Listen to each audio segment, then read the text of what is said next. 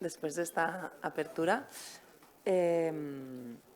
iniciamos la jornada de hoy con una ponencia internacional de la mano de Gall, que nos va a explicar la experiencia de París, que bueno, es una ciudad que conocí la primera vez en el año 2000 y no tenía nada de ciudad ciclista. Era una ciudad, pues como muchas en España en el año 2000, ¿no? Que apenas teníamos pues alguna acera bici y bueno, era muy difícil ver bicicletas.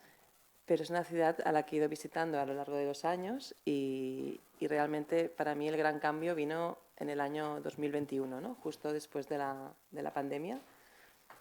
De repente pues había un servicio de bicicleta pública muy potente, muchos carriles bici en principio provisionales, ¿no? que se generaron con la pandemia, con la excusa de la pandemia, pero bueno, pues que luego se formalizaron, ¿no? como carriles bici estructurantes. Y bueno, no sé si habéis estado en París últimamente, pero parece que haya sido siempre una ciudad ciclista, ¿no? O sea, tienes ahí y es una ciudad pues muy compacta, ¿no? Con mucha densidad urbana, donde seguramente encontrar ese espacio para la bicicleta pues es complicado también, ¿no? O sea, porque parece a veces siempre, como comentaba en el inicio, ¿no? El espacio público es el espacio de pugna, ¿no? para los diferentes intereses. Y bueno, yo siempre pienso que si París lo ha conseguido, más allá que las ciudades pues, tradicionales que ya nos llevan 50 años de ventaja, ¿no? Como pueden ser las holandesas o Copenhague, ¿no? Si París lo ha conseguido en menos de 20 años, este gran cambio, pues bueno, este cambio es posible, ¿no? Entonces, bueno, hemos querido contar con Catherine para que nos explique pues, bueno, cuáles son estos ingredientes para haber podido hacer este cambio. Y a continuación hablaremos también, bueno, de cómo podemos introducir estos cambios, ¿no? en nuestros territorios. A nivel práctico, bueno, luego os avanzo un tema de por la tarde, ¿no? En principio hay una salida prevista a las 5, pero según la climatología y según, ¿no? Cuando lleguen las 2 del mediodía, quizás decidimos si la adelantamos, si la mantenemos a las 5, ¿no? O sea, hay un poco de flexibilidad. Os pido esta flexibilidad también por la meteorología del día de hoy, ¿vale? Pero bueno, iremos hablando a lo largo de la jornada de los temas prácticos. También os quería comentar que desde el Ayuntamiento nos han facilitado un código para poder usar la bicicleta pública también durante estos días. No sé si nos dará tiempo, ¿no? Porque tenemos por las mañanas actividad y luego por la tarde salidas, pero bueno, que hay estas facilidades y bueno, sin más, vamos a entrar en el contenido de la jornada. Así que, Gall, te doy la bienvenida. Muchas gracias por haber aceptado venir hasta aquí, que sabemos que son fechas complicadas y también a veces conexiones complicadas, ¿no? Para llegar. Así que gracias especialmente por haberte tomado tu tiempo para compartirlo con nosotros. Adelante. Voy a mostrar la presentación.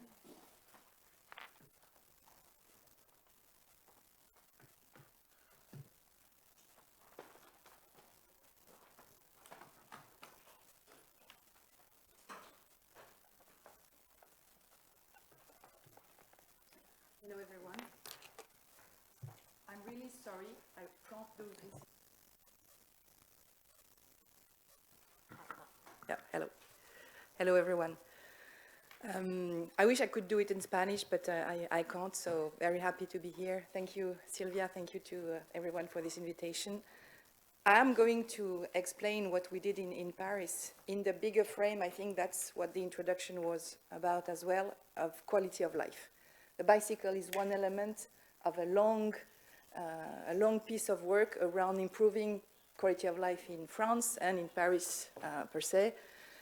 A few words so you understand where I'm speaking from. I'm a researcher. I work at La Sorbonne in Paris in the chair of Entrepreneurship, Territory and Innovation, co-created by Professor Carlos Moreno, Professor Didier Chabot and Professor Pralon back in 2018 in a school of management and public policy. So I'm not an urbanist. I'm not an architect either. I'm actually a social scientist. I studied sociology and public management. This group was formed because there was a need that we felt to think about the city from a higher perspective, not from the technical urbanistic perspective, not only from an architectural perspective, not only from a transportation perspective, but from that entire perspective of people live, people create value, tourists come, workers go every day, and we end up in a place, in a space where no one is really thinking about those different experiences. So that's really important for you to keep in mind. Our little team has actually a lot of connection. That's how we know Sylvia. We know many other researchers. We like to build connections and relationships around the world, both in the academic world and also in the city world. We have a scientific committee that also is multidisciplinary with very well-known people such as Carlo Ratti from MIT or Professor Yunus, because the quality of life we wanted to build is around also a social economy, circularity, circular economy, so zero poverty, zero exclusion, and zero carbon are actually the three goals that we think is important in quality of life. So we ask ourselves this question: what kind of city do we want? What kind of territory do we want? Because we are at a place where we have to be intentional and think about that, because we have accepted unacceptable things.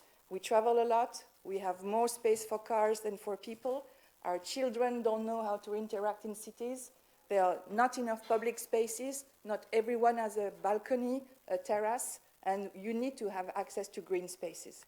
So those were the kind of questions we ask ourselves. It's a kind of interrogation and research that actually is a continuation of many other thinkers. It's not our team who developed this. Our team has actually continued building on many other architect thinkers, urbanist thinkers, and also people who were not in that technical world. Jane Jacob is one of our inspirations. She wasn't an urbanist. She was not an architect either, and she had, again, that vantage point around thinking of the city for the experience, the human experience. Sorry, the other way, we're here. So just before I come to Paris, how come this concept has traveled around the world and was accelerated after COVID? We have region coming and asking us, we want to develop master plan for region.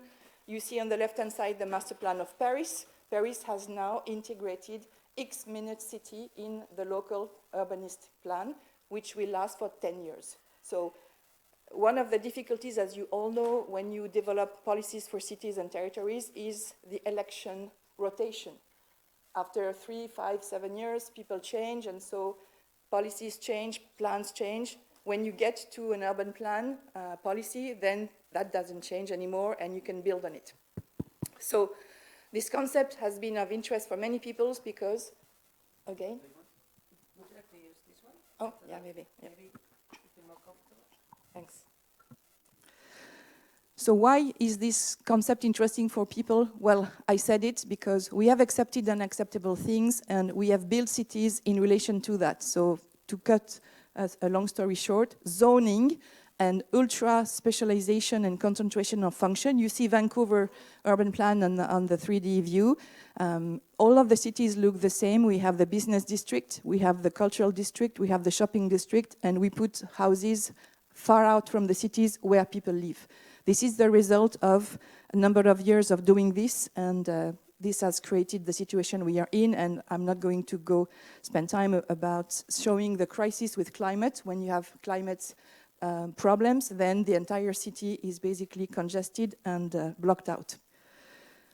The good thing after COVID was that many mayors started looking at this concept, including the mayor of Milan, Giuseppe Sala, who, because Italy was hit by COVID very badly, and he realized that there were not enough nurses, doctors, medical centers inside the city because they had been pushed out to the suburbs, so you couldn't take care of people.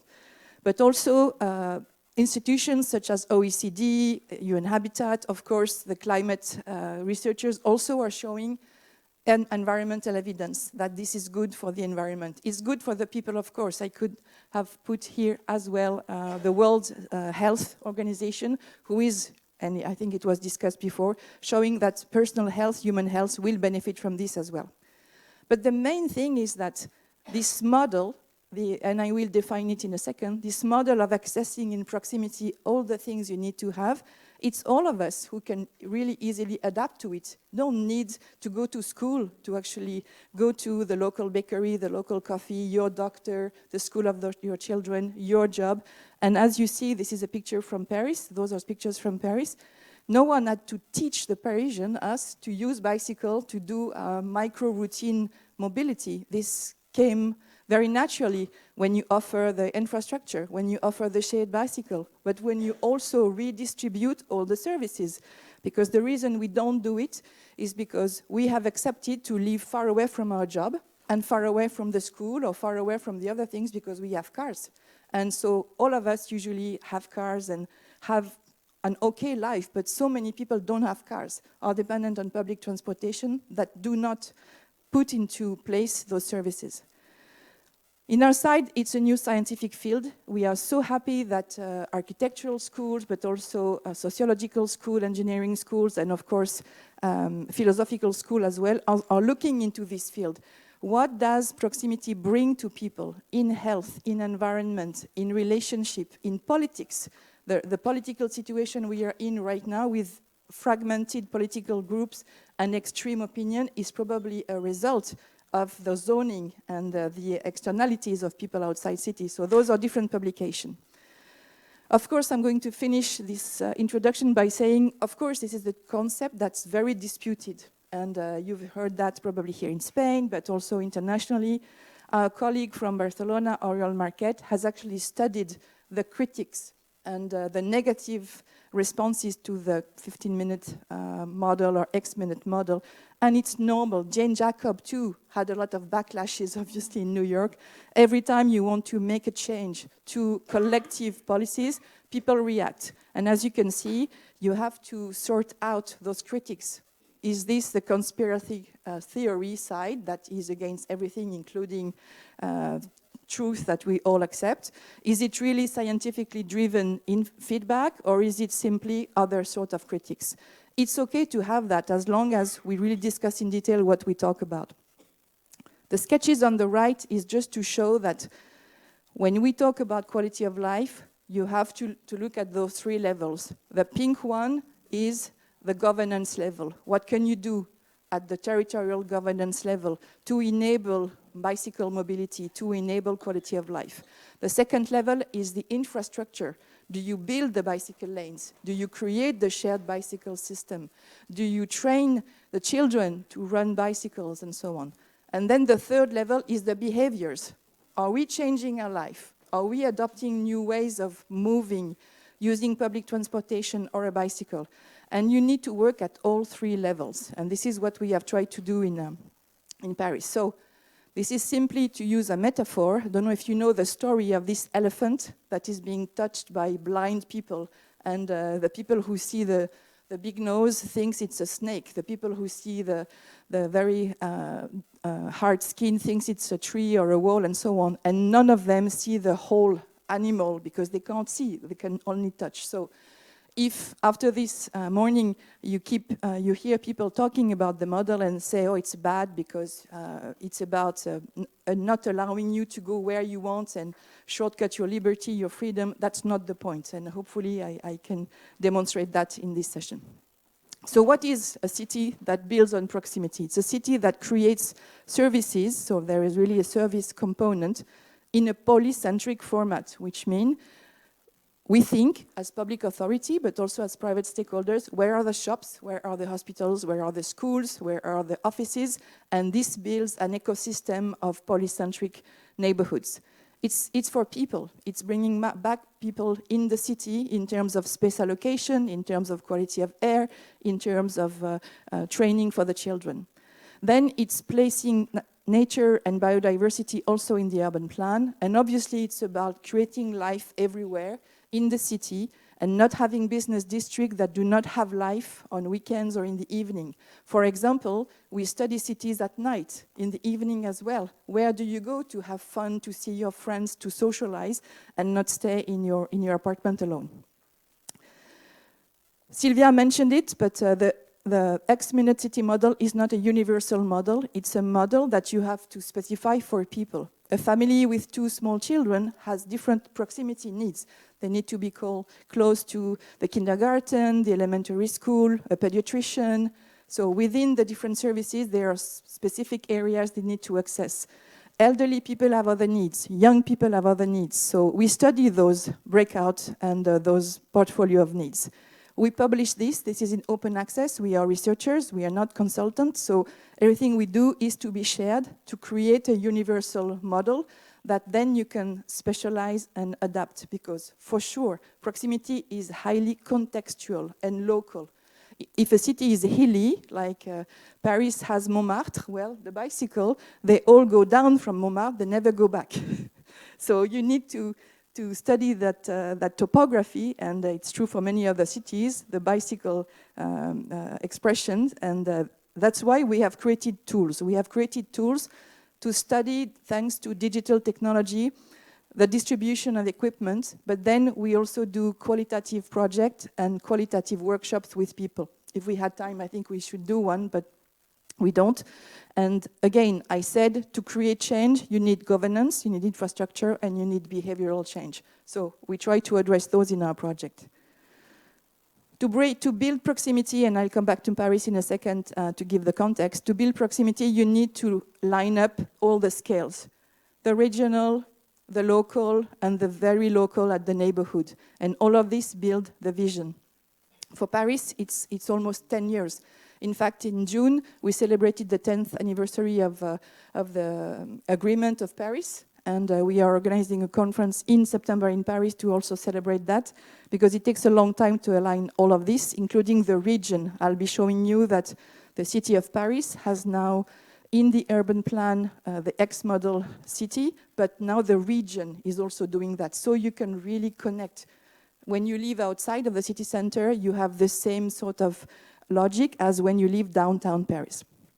So in practice, what do we call proximity and how do we define it? We define it by short access in public transportation, walking or cycling, to living services, to caring services. Where are the hospitals? Do you have enough diversity of equipment and medical professionals? Schools, training centers, where are they located in the city? And is it connected? The cultural space, the public space for enjoying, working, where are the jobs? Can you actually relocalize some jobs inside cities so people don't have to go outside, or some people living outside can work inside the city? And then the shopping. The shopping services has changed dramatically. We buy online, so we have a lot of logistical actors coming into the city, which we didn't have before. We buy for the entire week outside, and then we don't have local commerce anymore that can survive in the neighborhood, but you need a local bakery, coffee place, and so on. So this is the digital technology part of how we develop the methodology. We use geolocalization points. It's called geographic information system, and we localize and we map out where are those different services. Each service has a color. You see on the spider web on the left-hand side that then we can profile that. So for a young person, it's a region north of Paris. We wanted to see the quality of life difference, so it's the index we have developed. For a young person who is using a bicycle, how many points can he access in the 6 function within 20 minutes of doing bicycle? And you have the shape, and you see that although you can't read the French, but you see that the majority of the equipment and assets are in working and in cultural, so enjoying. But then there's nothing for learning, nothing for health, and nothing for shopping. So for him, it's very imbalanced. Probably this is the area where we have on the screenshot. So this is the accessibility for this person. This is for the same location of an accessibility map for a single raising family with a car. So of course, with a car, you can access many more things, and your life is totally different. And so when you do that for 6, 7 different profiles, you start understanding why people make choices of places where they can live and they are far from the services they need. So the personalization is really important. Those calculations, those analytics, we put them on a scorecard for the cities. It's a study here we did for Buenos Aires in Argentina. They wanted to understand how many parks should be created in the next 10 years and how to pick the best streets. So to do that, you need to understand, well, why would someone go to a park, to do what, with what kind of family structure, revenue, and so on. So we did it for 48 neighborhoods. I know it's very short and we don't really have a lot of time to cover more in depth, but I wanted here to finish the data analytics side to say that is not the only side to proximity. In fact, the number of minutes is so not important that we have seen an emergence of many digital tools. Even Google Maps today can tell you, what do I have within 15 minutes? Okay, it's great. It's a point of information. But then you need to identify the quality of those different services, the opening hours, the price point, possibly, for example, we do a lot of research on health services. You have doctors, but you don't know if they accept new patients or not. You don't know if they are working with the social security system or not, and so on. So digital technology and having a visualization of where the different services are is important, but it's not enough. You need to work with the people. You need to engage with them with those workshops, and we have developed a workshop. It's anywhere between an hour and 3 hours, depending on how deep you want to go. And basically, the workshop is around, The workshop is to learn from a persona. It's based on persona, and it's to develop empathy. So we develop empathy for people that are different from us to understand their lifestyle. And it can be anywhere from an elderly couple, a very young family, someone who is on a wheelchair, someone who is blind, to find out and realize how easy is it to navigate in a city, to have quality of life in a city when you have so many social disparities. And basically, after that, you have to propose some solutions. And basically, I'm going to explain 4 ideas. How do you build proximity? How do you bring closer things that are distant? Well, the number one thing is to think of your mobility strategy. Can you do something else than use your personal car? Do you have public transportation? Do you have access to bicycle, car sharing, or your own bicycle? Can you walk more? Can you take another form of transportation, including a boat, for example, in some cities where you have rivers and water? So take the strategy for mobility, be more intentional, and be more conscious of all the impact, environmental, social, and mental. The second point is to bring things closer. You can use digitalization. Today, I could have done this remote. That's something I offered to Sylvia, but she said, no, come, because there's nothing like social interaction, of course, but when you can't, when you don't have a choice, it's still an option. And actually, digital technology is also a way you can still connect people who are in rural areas in the mountain. When you cannot bring things to them, an online medical appointment is an option. It's not the best, but it is an option. So digitalization is an idea. Third idea, to mutualize, to create communities. When you are isolated, you can connect people together and build a service for them, build a shared transportation system, build a portfolio of activities, organize some sharing activities with them so they develop the relationship with others. So third option. And the fourth idea is leverage opening hours of services. So it's the time policy. The reason our streets are congested is because everyone is going to the same place at the same time. Certainly true in the large cities, because of school starts, office work starts, administration office hours. Can we change that to also adapt to climate change, to rebalance and extend a little bit the traveling time? So this is how the workshop is going. To finish and to give you some context on Paris, Sylvia did a great job in the introduction. You have to go back to 2016 and Anne Hidalgo's initial campaign to give her credit for building her campaign and a vision for Paris that is different from what had been done before, although it's also a continuation. So the stewardship of the mayor was essential. If you were to measure on quality of air, on quality of noise, so the ambient acoustic, on the number of children on the street and the number of people on bicycle, all those indicators are really high and mobility has really changed. But then you also need to recognize that strategic project played a huge role.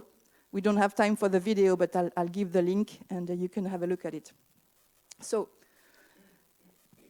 what has really happened in Paris is 6 things. First of all, it's codified in the urban plan. Anywhere you go, you can see in the town halls, in the local neighborhood town halls, the explanation of how the X-minute city model is being applied in different cities. And it's part of the urban plan document, which is really essential.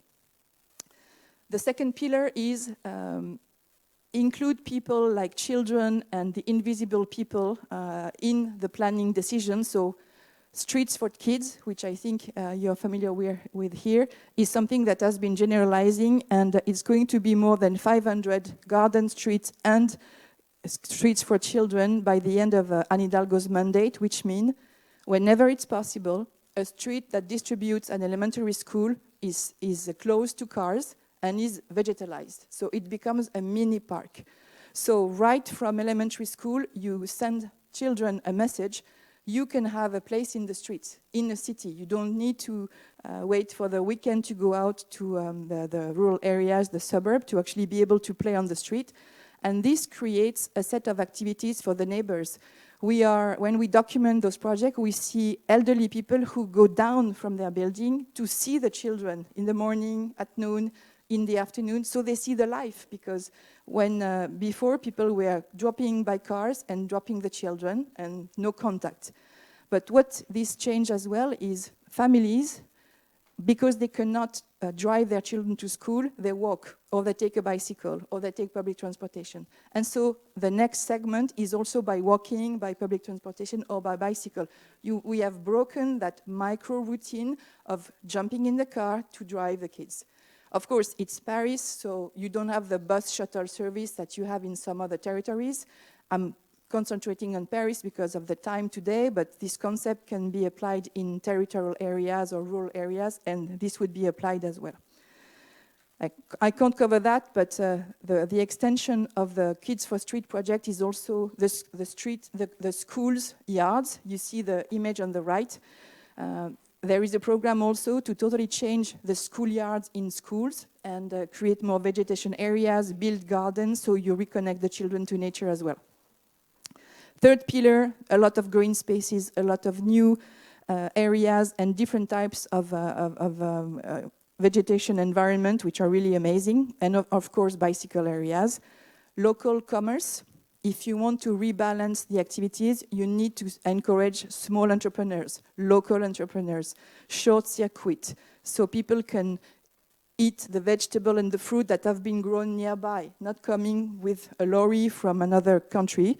And so you develop that circularity. To do that, it's a financial mechanism, but the city of Paris has created an asset management company. They identify shops in each neighborhood and they preempt the shop. They say this space will be used for a local collective service, and so they lower the rent and they give a chance to a local entrepreneur, to a coffee owner, to whatever, to bring some life in the district. This is now a model that is extended, and even banks are looking into that. And the fifth pillar is participatory process. You cannot dictate changing a city. You can do a lot of things, but you have to involve them. This was true as well for the Olympic Games. A year ago, we were all on our TV looking at the Olympic Games in Paris. This has been an accelerator for bicycling in Paris and also this quality of life. And the fact that a lot of the sports equipment was located inside the city was a great accelerator for the change, because it was using existing infrastructure like bicycle areas and others, and it was put to vote, it was put to a lot of interactive workshops, so people feel responsible. Let me finish by a case study of how all of this come together, because you can look at it from an individual sort of technical implementation, but you can also look at what does it look like when you apply it to a neighborhood. Clichy-Batignolles, it's a district on the north-west side of the city. It used to be what you see on the left-hand side, wasteland for the French train station. It's now what you have on the right-hand side. It's an eco-district that's built around a park. Of course, it's 15 years of process, so don't expect change to hope to happen overnight, or, very long process. To invest in the infrastructure, to also have people adopt the behaviors. But this is what it looks like. What you need to look at is this green area and then the different types of building.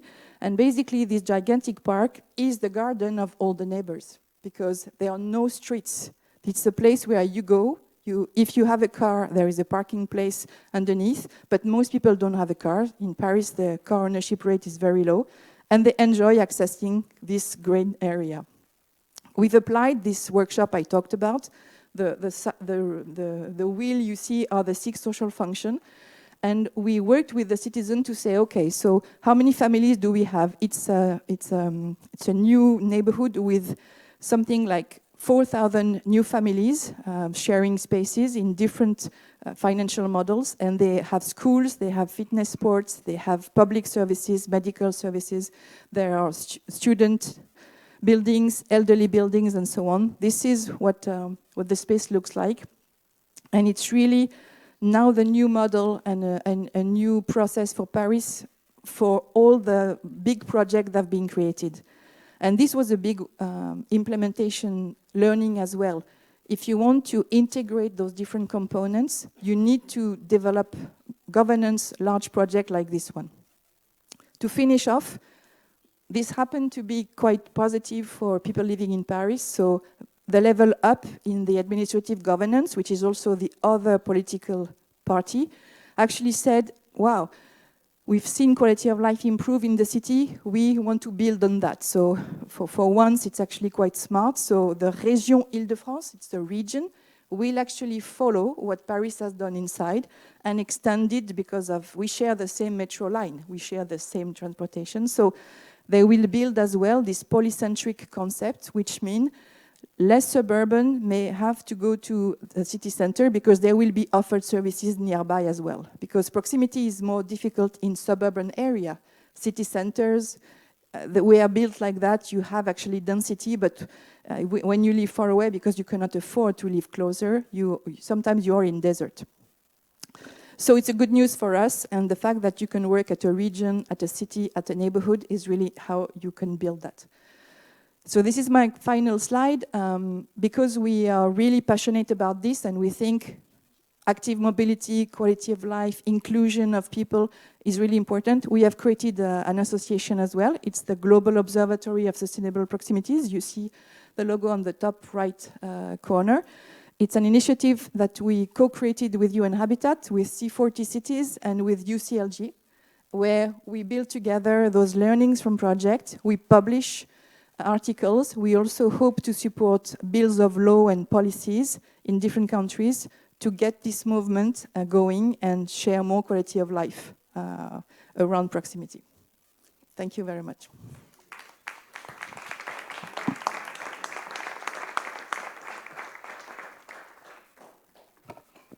Gracias, Caterina. Thank you.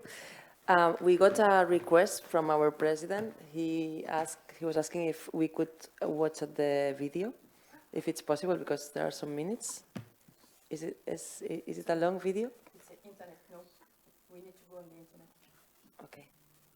Oh.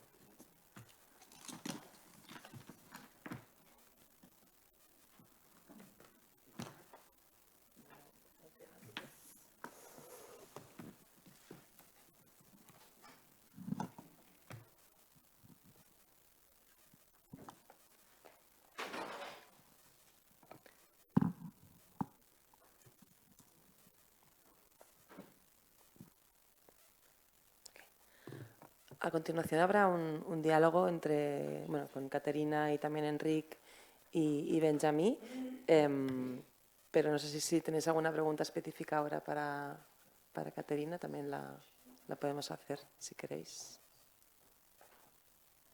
o luego durante el diálogo.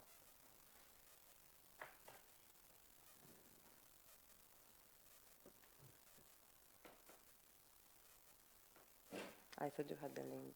Like easier. I don't think so. Okay, no problem.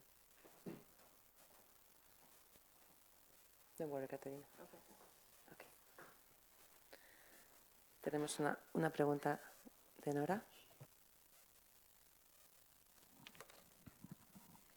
Muchas gracias por la presentación. Yo tenía una pregunta que no está tan directamente relacionada con la presentación, sí con la necesidad de concienciar a la ciudadanía de todos estos cambios y que los entiendan, y cómo esto va de la mano con lo que ha ocurrido en Francia recientemente con las zonas de bajas emisiones, ¿no? Cómo avanzamos en concienciar y a la vez el debate político pues, nos devuelve o nos manda más atrás, ¿no? Y manda todos esos cambios bueno, pues a otro momento o los pospone. Entonces, ¿cómo desde las autoridades públicas, desde los ayuntamientos, por ejemplo, podemos seguir avanzando en esos cambios y en esas transformaciones y a la vez debemos hacer frente a los retrocesos políticos que son contrarios a esas transformaciones?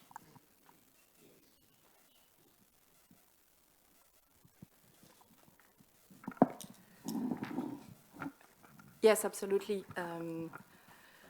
It took a lot of time to build this consciousness, and that's why I think mayors working alongside scientists, so that's why we are building the observatory, that's why we are trying to share this experience with many other universities and students and researchers, because we believe that science can guide the mayors. In the case of Paris, there has always been a scientific committee working alongside the different mayors, even before Anne Hidalgo, but she really, because of COVID really was an accelerator, because we had been working since 2016. But of course, 2021, all of us, we are locked down or locked in our apartment, Paris, very small apartment, so mental health, physical health, social health was really badly hurt because people had only 1 hour they could walk around their apartment. Sometimes they even didn't know their neighbors, the people living upstairs, downstairs, and so on. So that created a shared consciousness about our city. A city is a set of places where you meet with people, and you have to change your life, and political leaders also recognize that. But you have to make it a priority. This observatory with UCLG, UN Habitat, C40 also is a platform for mayors to speak and to learn from each other. And this concept is really a trans-political concept. It's not a conservative concept, it's not a democratic or whatever. It's really a humanist concept that, of course, is closer to some political values than others, but it's about developing a vision to create higher quality of life for cities. And in the work we do, we speak to small villages, we speak to regions. Of course, for example, we speak a lot to the Netherlands, to Copenhagen. In the conference we are organizing in September, Jan Gall will come. Jan Gall has basically said, Jan Gall is the urbanist and architect who really changed Copenhagen. But he did it based on an intuition 40 years ago when he said, look at this place, let's reduce the number of cars and you'll see more people. If you build streets for cars, you get cars. If you build places for people, you get people. That's basically that. So I don't think there is a universal recipe to bring those scientific facts and also intuition to political people. They need to be open and courageous to drive the change.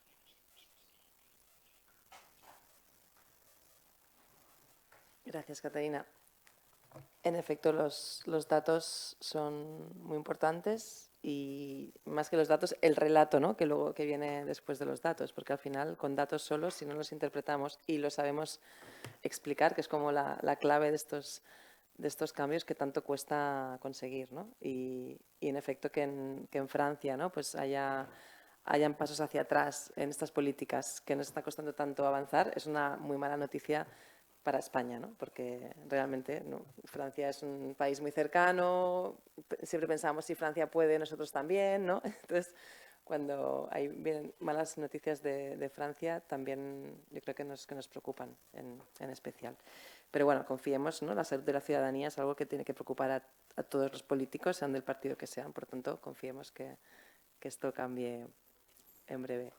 Bueno, pues yo creo que damos paso a la mesa redonda que viene a continuación, que va a moderar Benjamí. Benjamí, si quieres venir hacia aquí o no. Y Enric Valle también. Caterina, yo creo que tú te puedes quedar aquí. You can stay here. Teníamos, bueno, María Ruber, que es se tenía que conectar en principio online, pero esta mañana nos ha dicho que no va a poder estar. Es una lástima porque yo de María Rubert escuché una charla que hizo hablando de la New Jersey como elemento útil, bueno, que había sido muy útil pues justamente durante la pandemia para crear estos espacios, bueno, para transformar las ciudades, ¿no? Así de la noche al día, con muy poco presupuesto